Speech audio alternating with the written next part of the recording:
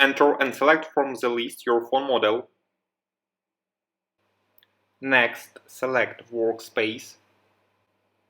Here select Unlocked, and then press Direct Unlocked.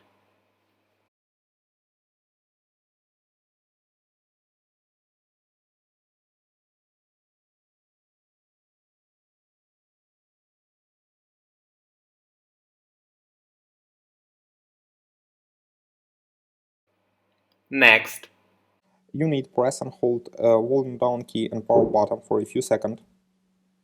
Release all keys when the black screen appears, and press and hold volume up key. Release volume up key when the download mode appears on the screen. Now repeat the previous action.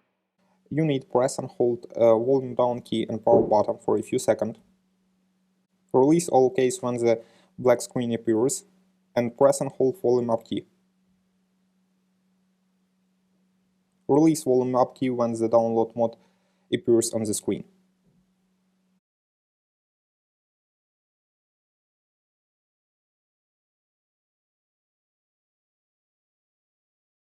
Finally, you need press and hold volume down key and power button for 30 seconds to reboot your phone.